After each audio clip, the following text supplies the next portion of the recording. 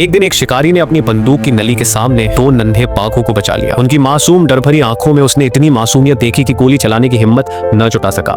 उसने उन दोनों शावकों को उठाया और उन्हें वापस उनके पहाड़ी गुफा में छोड़ आया। गुफा के भीतर से एक आंख वाला बाघ का बच्चा उस पर गुस्से से दहाड़ता रहा। शायद उस पल उसने उस आदमी की गन अपने दिल में बसा ली। वो शिकारी रोज गुफा के मुहाने पर मरी हुई जंगली मुर्गियां रखा था, जब तक कि छोटे बाघ उन्हें अंदर खींच न ले जाते, और तब वो चुपचाप वहां से लौट जाता। कुछ दिनों बाद जब वह फिर लौटा तो गुफा में बस एक मरी हुई बाघिन की लाश थी। वो एक आंख वाला शावक अब कहीं नहीं था। साल बीते, जंगल में अब एक नया राजा पैदा हो चुका था, बाघराज कहा जाता था। उसका वजन 900 पाउंड से ज्यादा था। वो बेहद चालाक था, इतना कि कोई भी शिकारी उसे फंसा नहीं पाता था। उसकी एक ही पहचान थी, वो सिर्फ एक आंख से देखता था। उधर शिकारी ने उस दिन के बाद शिकार छोड़ दिया था, क्योंकि एक दिन उसकी बंदूक गलती से चल गई और उसने अपनी पत्नी को मार दिया, बिल्कुल वैसे ही जैसे उसने कभी छोटे बाघों की मां को एक गोली से गिराया था। वो समझ गया कर्म का पहिया घूम चुका है। उसने इसे अपनी सजा माना। अब वो अकेला था, एक छोटे बेटे के साथ। उसने कसम खाई, उसका बेटा कभी बंदूक नहीं उठाएगा, कभी शिकारी नहीं बनेगा। सालों बाद एक दिन दरवाजे पर एक आदमी आया, चेहरा जख्मों से भरा। साथ में कुछ और शिकारी थे। वे उसे मनाने आए थे। हमें तुम्हारी जरूरत है, हमें बाघराज को पकड़ना है। बाघराज का शिकार करने पर दुश्मन देश के सेनापति ने इनाम रखा था 10 लाख रुपए, सिर्फ उस बाघ की खाल के लिए। तो शिकारी ने साफ मना कर दिया। लेकिन उसी रात